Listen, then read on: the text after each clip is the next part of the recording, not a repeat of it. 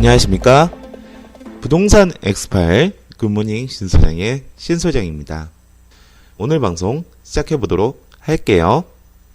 네, 김PD님, 계정으로 청취자 상담이 하나 들어왔네요. 일반 부동산 컨설팅 회사에 취업을 하시려는 어느 주부님의 이야기였는데요.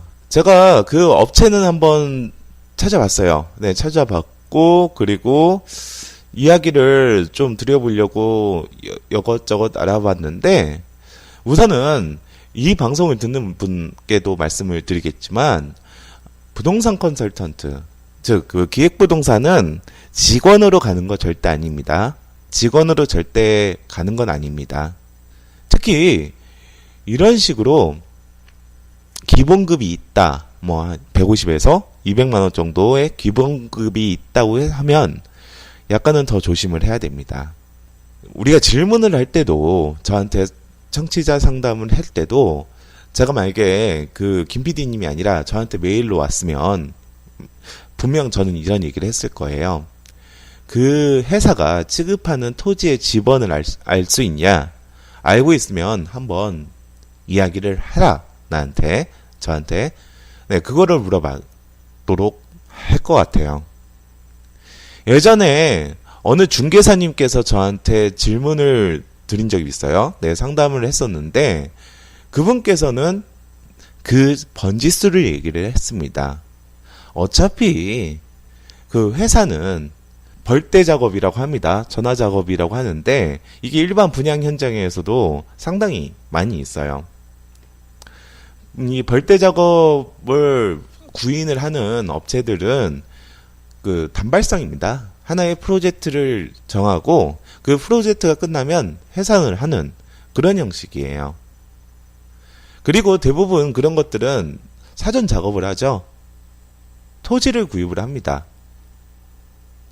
산지를 좀 많이 구입을 합니다. 우리가 사는 토지라고는 보지 않죠. 금액이 상당히 저렴합니다. 어디에 있는지도 다 동일하게요. 왜 금액이 저렴할까? 그것을 생각을 한번 해봐야겠죠. 물론 산지로 돈을 버는 사람들도 있을 거고 아니면 일반 토지로 개발 계획이 있다던가 아니면 직접 개발 계획을 짠다던가 그런 형식으로 상승세를 이루는 형식도 있겠습니다. 하지만 산지 같은 경우에서는 통상적으로 투자 대상은 되지가 않습니다. 그래서 가격이 싸요. 여러분께 제가 말씀드리고 싶은 거는 이겁니다. 우리나라는 70%가 산지죠. 그 산을 주름을 쫙쫙 피면 쫙쫙 피면 그 면적이 중국 땅과 동일하다고 합니다.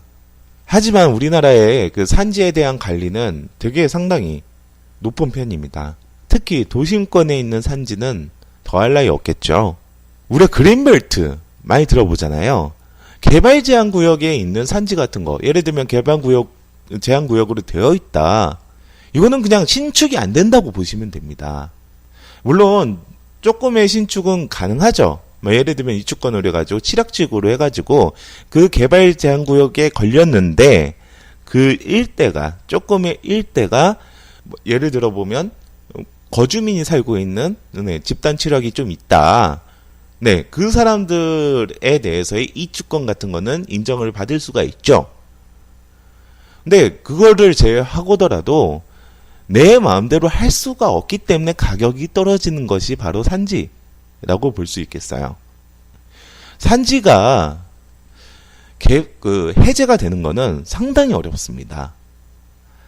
우리가 그 강명시에 지금 가리대 사거리 인근 쪽에 도시개발 사업지구가 있습니다. 네, 그 도시개발 사업지구는 물론 산지도 포함되어 있지만 개발 제한 구역이 있습니다. 근데 그 개발 제한국이 풀려서 해당 그 도시 개발 지역, 그 도시 개발 사업 지역구로 편입이 됐죠.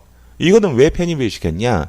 그 일대, 그 이전에 그 면적으로는 사업성이 안 나오기 때문에 그 시에서, 그리고 국가에서 또 이것을 풀 수 있게 도와주는 겁니다. 즉, 중체대한 그 지역구는 아닙니다. 네, 뭐 시도에 그 수건 사업이 있다고 한다면 풀릴 수 있습니다. 예를 들면 경기도에서 여기를 영어 해야 마을을 만들겠다라고 했을 때는 풀릴 수가 있죠. 두 번째는 이겁니다. 네, 두 번째는 가장 중요한 부분인데요.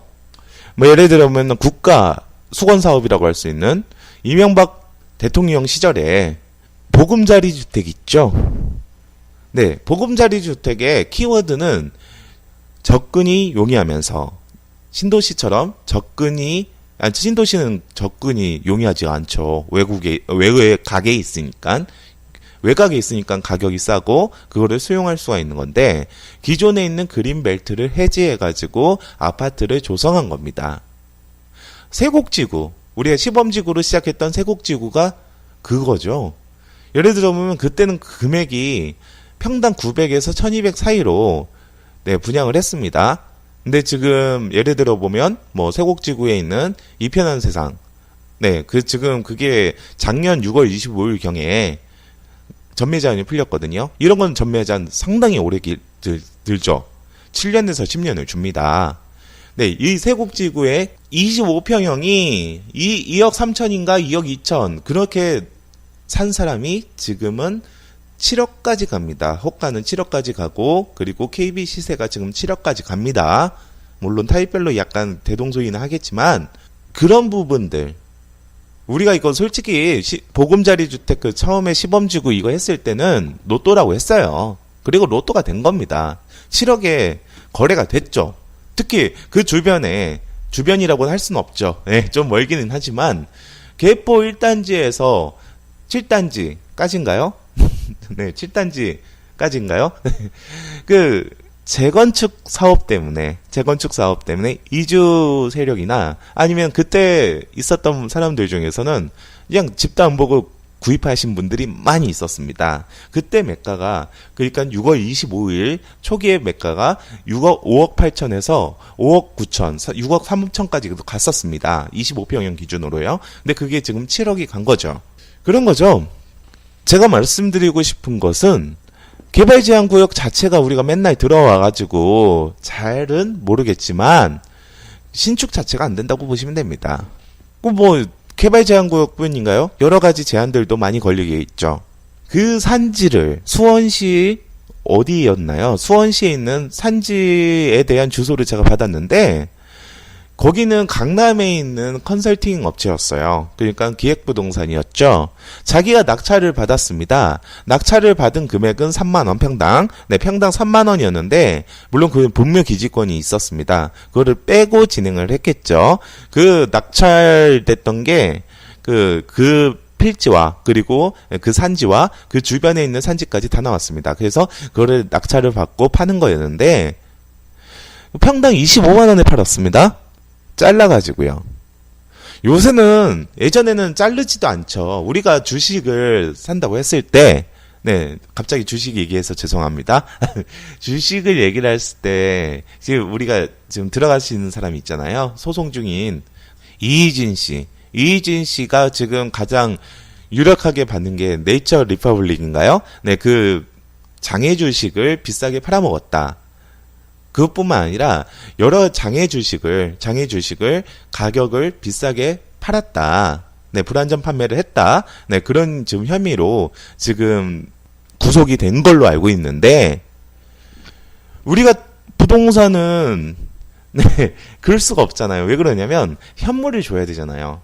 주식이야 뭐 발행을 또 해도 되고 예, 벤더필트인가요? 네, 그 예전에 철도왕 네, 네, 그것처럼 발행을 하면서 팔아먹을 수도 있고 눈에 보이지 않는 그 자산 가치를 팔아먹는 거지만 부동산, 리얼 리스테이트, 즉 현물 자산을 줘야 되잖아요. 근데 그거를 또 지분으로 넘기네. 지분으로 넘기면 이게 또 주식이 되는 거예요. 되게 중요한 부분입니다. 이 부분이 지분으로 넘긴다. 여하튼 그 부동산 컨설턴트 즉 그 기획부동산 같은 경우에서는 조심해야 될 게 상당히 많이 있습니다. 그리고 기획부동산은 배울 수가 없어요. 왜 그러냐면 우리가 배우고 차리고 비슷하게 가야 되긴 하는데 기획부동산은 예를 들면 내가 기획부동산을 차린다. 그러면 진입장벽이 상당히 높습니다. 일괄적으로요.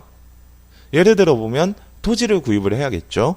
그리고 그거에 대해서 문제가 되는 것들은 정리를 해야 되겠고, 그리고 여기서 관건인데, 강남 요지에 인테리어를 아주 잘해 놓으면서 그거를 그 벌떼 작업 그 세팅을 해야겠죠. 저희가 말씀드리고 싶은 거는 이거예요. 우리가 그 기본급이 들어가면서 하는 것들 있잖아요. 그러면 그 사람들한테는 그 투입이 되는 비용이잖아요. 그거 허투루 주는 거 아닙니다. 월급을 뭐 예를 들면 기본급 150에 뭐 10% 준다라고 했을 때 그 150은 지인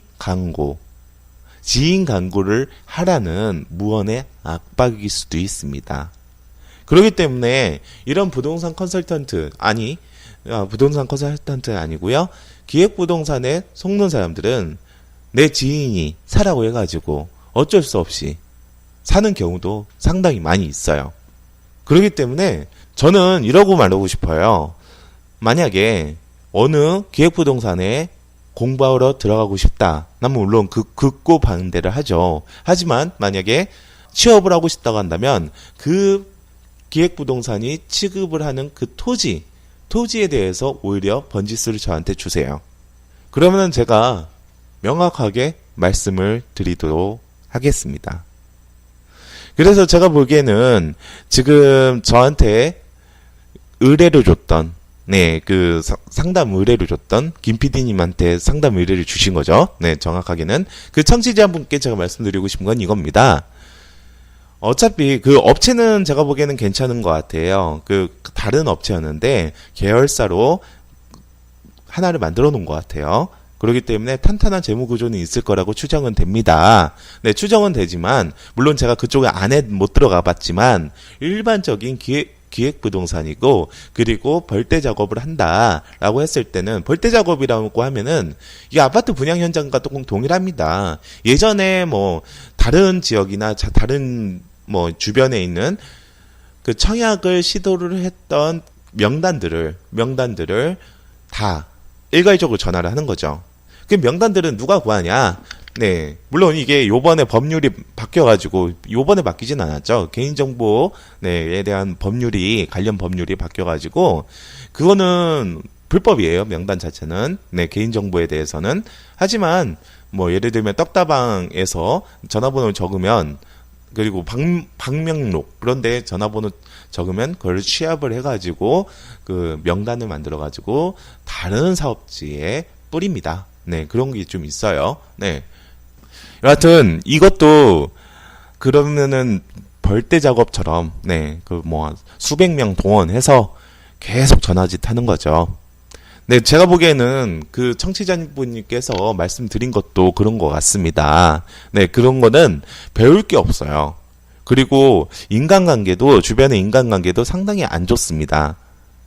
그리고 만약에 꼭 하고 싶다, 제가 말씀드렸듯이 꼭 하고 싶다고 한다면 그 토지를 저한테 주세요. 그 토지도 오를 수는 있어요. 기획부동산이 다 나쁜 건 아닙니다. 기획부동산이 문제가 뭐냐면 그 토지를 팔매에 있어서 그 수익 모델을 그 계정에 생각을 한다는 거죠. 부동산 중개업자, 1층의 부동산 중개업자는 오히려 월세를 내는 저처럼 중개업자는 필터링을 상당히 많이 합니다. 물건의 필터링. 그렇기 때문에 오히려 여러분에게 투자를 못 시켜요. 이의진 같은 그런 분들은 투자를 많이 시킬 수가 있겠죠. 근데 저희는 그 법률적인 이 부분에 대해서도 그렇지만 이 물건적인 부분, 이게 또 중개업자들이 좀 허투루 하지 않는 중개업자들은 외골수 같아요. 스스로의 곤조가 있어가지고 그 물건 자체가 나한테 맞아야 돼요. 맞아서 괜찮다. 그래야지 그 필터링이 한번 저한테 걸치고 물건을 중개를 해주죠. 근데 문제는 뭐냐면 그 부동산 상승기는 상관이 없다는 겁니다. 그래서 상관이 없어요. 예를 들어 보면 제가 지금 있는 곳도 제가 이거는 안 되겠지. 이거는 안 좋을 것 같아. 라고 해서 포기를 했던 물건들이 엄청 올라졌어요. 그래서 중개업자는 스톡에는 전문가입니다. 그 스톡이라고 하는 그 시점이죠. 하지만 플로어, 흐름에는 전문가가 아닙니다. 그렇기 때문에 만약에 여러분께서 중개업자를 활용하고 싶다고 한다면 그 흐름을 먼저 배우셔야 됩니다. 이 물건 아니면 이 지역이 괜찮겠다라고 생각을 하고 접근을 하셔야 됩니다. 중개업자 입장에서는 전개 거래를 해야 우리가 컨설팅 시장이 없잖아요. 우리나라가. 그렇기 때문에 중개를 하기 때문에 피가 생기기 때문에 무조건 우리 지역이 좋다. 이 물건이 좋다. 얘기를 하죠. 네. 그렇기 때문에 그 시점에서 조금이라도 양식 있는 중개업자를 만나면 그 시점에 좋은 물건을 받을 수도 있습니다. 부동산 엑스파일 굿모닝 신소장의 신소장이었습니다. 여러분 감사합니다.